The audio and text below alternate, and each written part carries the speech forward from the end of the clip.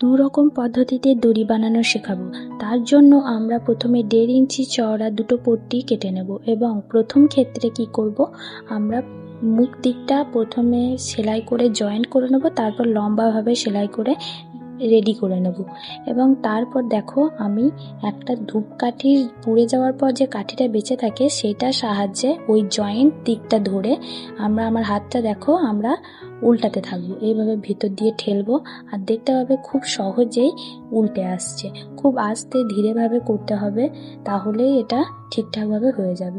তো দেখো খুব সহজেই আমাদের দড়িটা পাল্টানো হয়ে গেল। তো দেখো বন্ধুরা, খুব সহজ। তো তোমরা কিভাবে করো আমাকে অবশ্যই কমেন্টে জানাবে। দেখো কত সুন্দর সরু দড়ি রেডি হয়ে গেল। এরপর আমরা একটা ছোট্ট কাট করে আমরা ওখান দিয়ে ধূপকাঠির যে কাঠিটা সেটা আমরা বের করে নেবো। এই তো রেডি হয়ে গেল। সেকেন্ড ক্ষেত্রে আমরা সেম যেভাবে পট্টি সেলাই করে সেভাবে সেলাই করে নেব এবং সেলাইয়ের সাইডে যে এক্সট্রা কাপড়টা থাকে ওখানে এরকম সুতো দিয়ে আমরা একটা গিট লাগিয়ে নেব। এবং তারপর দেখো বন্ধুরা, এরকম মোটা সূচ এবং একটা এরকম কাঁথা সেলাই করে সুতোই লাগবে। তো এটাকে সেলাই করে নিলাম সাইডে একটা নট দিয়ে, এবং তারপর আমরা সূচের পিছন দিকটা দিয়ে আমরা ভিতর দিয়ে পাস করতে থাকবো। খুব সাবধানতার সঙ্গে করতে হবে।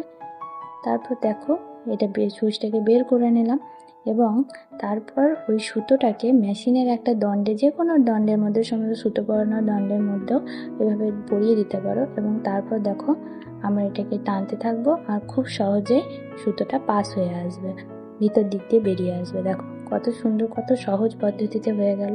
তো তোমাদের 2 রকম আমরা পদ্ধতি দেখালাম, তো কোনটা